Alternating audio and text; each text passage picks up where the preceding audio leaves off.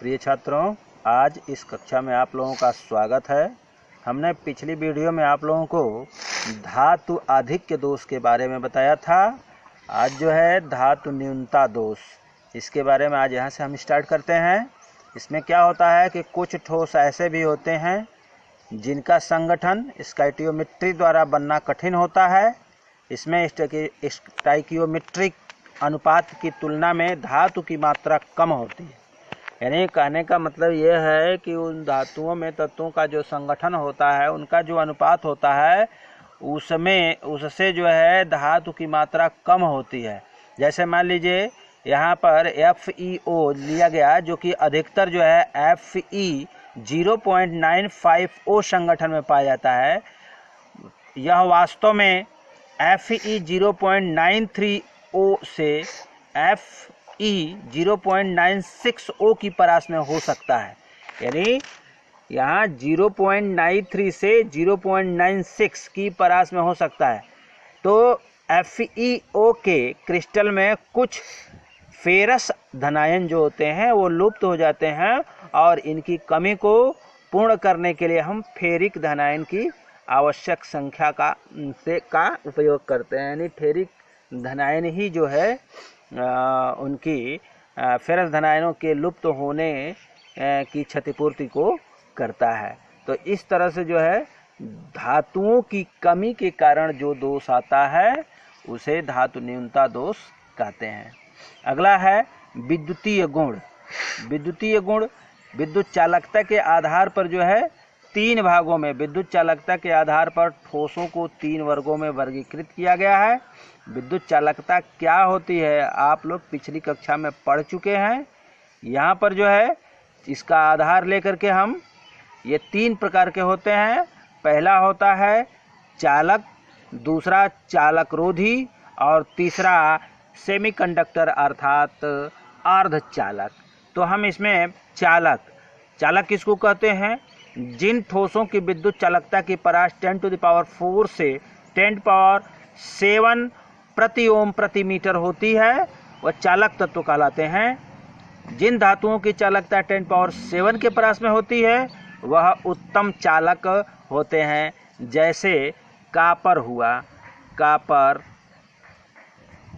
हुआ, एल्युमिनियम हुआ, और जो है अन्य धातुएं, आदि धातुएं जो है ये जो है चालक धातुओं के में आती हैं। आप लोगों ने कॉपर का और एल्युमिनियम का अक्सर वायर देखा होगा, प्लेटिनम के भी होते हैं।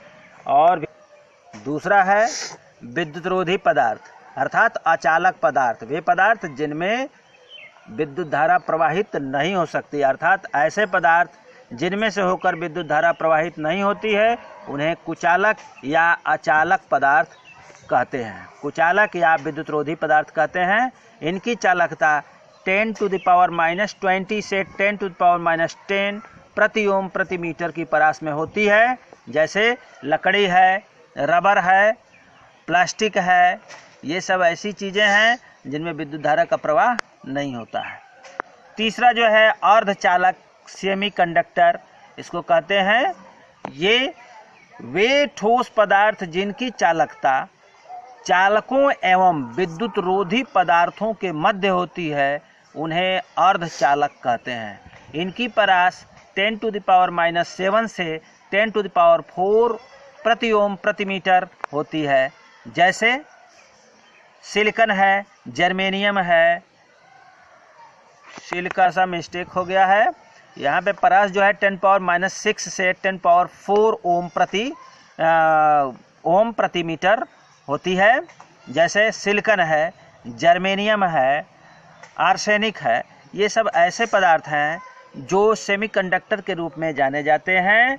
इनकी भौतिक अवस्थाओं में थोड़ा सा परिवर्तन, वास्तव में ये तो होते हैं अधातु तत्व होते हैं, जबकि इनमें कोई इलेक्ट्रॉन का प्रवाह नहीं होता, लेकिन इनकी भौतिक अवस्थाओं में, भौतिक अवस्था का मतलब जैसे ताप है, ताप में थोड़ा सा परिवर्तन कर दिया जाता है तो ये जो है इनसे इलेक्ट्रॉन मुक्त हो जाते हैं और ये चालक की भांति व्यवहार करने लगते हैं।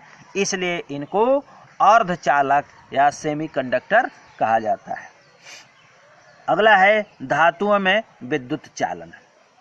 धातुओं में विद्युत चालन कैसे होता है? जैसा कि आप लोग जानते हैं कि धातुएं ठोस हों या गलित अवस्था में हों, इन दोनों अवस्थाओं में वह विद्युत की सुचालक होती हैं, उसमें विद्युत धारा प्रवाहित होती है।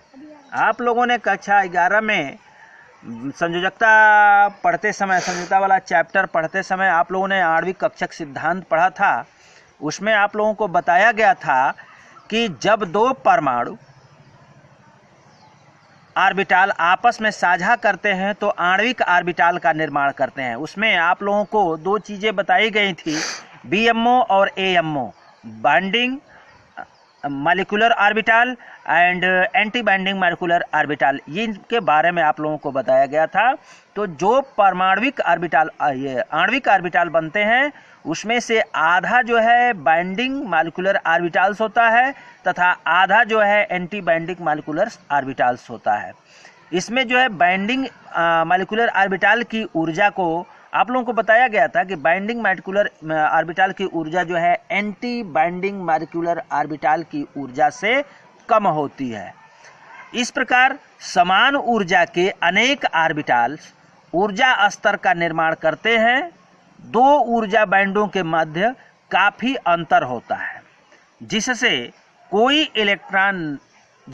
इलेक्ट्रॉन नहीं होता है, जिसमें जो है कोई इलेक्ट्रॉन, जो दोनों बैंडों के बीच अंतर होता है उसमें इलेक्ट्रॉन नहीं होता है, इसे निषिद्ध बैंड कहते हैं। बीएमओ से अर्थात बाइंडिंग मॉलिक्यूलर ऑर्बिटाल से बनने वाले बैंड को संयोजी बैंड कहा जाता है और एएमओ से बनने वाले बैंड को चालकता बैंड कहा जाता है। एएमओ अर्थात एंटी बाइंडिंग मॉलिक्यूलर ऑर्बिटाल,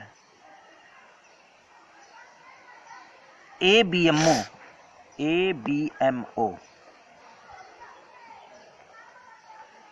से एंटी बाइंडिंग मॉलिक्यूलर ऑर्बिटाल, इससे जो बैंड बनता है उसको चालकता बैंड कहते हैं।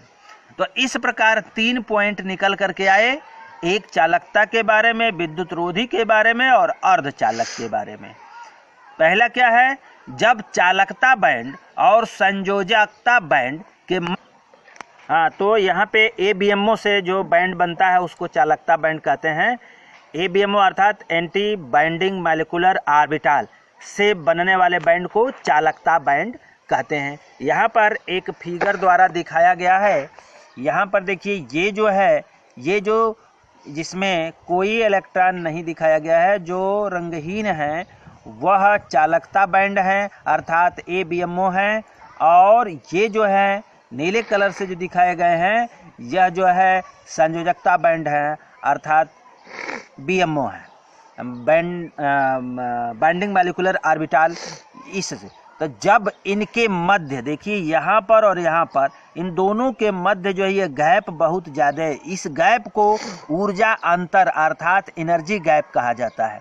तो यह जब गैप काफ़ी रहेगा तो बैंड, ये जो है बाइंडिंग संयोजी बैंड से, इसको संयोजी बैंड कहेंगे, तो संयोजी बैंड से इलेक्ट्रॉन जो है चालक बैंड में नहीं जा पाते हैं, चालक बैंड में नहीं जाते हैं। इस वजह से इस क्षेत्र को निषिद्ध क्षेत्र कहा जाता है, इसमें इलेक्ट्रॉन नहीं होते हैं। तो हमने अभी बताया कि 3 पॉइंट निकल करके आया है। पहला जो है, पहला जब चालकता बैंड और संयोजकता बैंड के मध्य एनर्जी गैप अर्थात ऊर्जा अंतर बहुत कम होता है, चाहे नहीं होता है, तो उनमें आसानी से इलेक्ट्रॉन उत्तेजित होकर संयोजकता बैंड से चालकता बैंड में चले जाते हैं। यही कारण है कि धातुएं श्रेष्ठ चालक होती हैं। यहाँ पे देखिए, इसमें जो है इन दोनों बैंडों के बीच अंतर नहीं है, तो अंतर जब नहीं है तो यहाँ से इलेक्ट्रॉन एक्साइटेड अवस्था में आकर के तुरंत इस बैंड में चले जाते हैं, चालकता बैंड में, संयोजकता बैंड से चालकता बैंड में, और इस तरह से इलेक्ट्रॉनों का जब प्रवाह होता है तो धारा का प्रवाह होने लगता है। तो ये सब धातुओं में पाया जाता है। धातुओं में इन दोनों बैंडों के मध्य अंतर नहीं होता है, इस वजह से सभी धातुएं विद्युत की श्रेष्ठ चालक होती हैं। दूसरा, जब संयोजकता बैंड और चालकता बैंड के मध्य एनर्जी गैप बहुत अधिक होता है तो इलेक्ट्रॉन का स्थानांतरण नहीं हो पाता है, इसलिए वे अचालक होते हैं। यहाँ पर इस चित्र की सहायता से हम समझेंगे। यहाँ पर जो है दोनों के मध्य एनर्जी गैप बहुत अधिक है, निषिद्ध क्षेत्र बहुत अधिक है, अर्थात ऊर्जा अंतर का गैप जो है बहुत अधिक है, जिससे एक्साइटेड अवस्था में आने पर भी संयोजक बैंड से इलेक्ट्रॉन चालक बैंड में नहीं जा पाते हैं और ये जो है विद्युत के कुचालक होते हैं। यह सभी अधातुओं में पाया जाता है ग्रेफाइट को छोड़ करके, और लकड़ी में, रबड़ में, प्लास्टिक में ये सारी क्रियाएं पाई जाती हैं। और तीसरा पॉइंट है, जिन पदार्थों में संयोजकता बैंड और चालकता बैंड के मध्य एनर्जी गैप बहुत कम होता है, उनका ताप बढ़ाने से इलेक्ट्रॉन संयोजी बैंड से चालकता बैंड में प्रवेश कर जाते हैं, इसलिए अर्धचालक का ताप बढ़ाने पर चालकता का गुण प्रदर्शित करते हैं। इस चित्र की सहायता से आप देखिए, यहाँ पर जो है आपने ठोसों में देखा, ठोसों में गैप बिल्कुल नहीं था और अधातुओं में या रबड़, प्लास्टिक वगैरह में गैप बहुत ज़्यादा था, इसलिए वो विद्युत के कुचालक थे।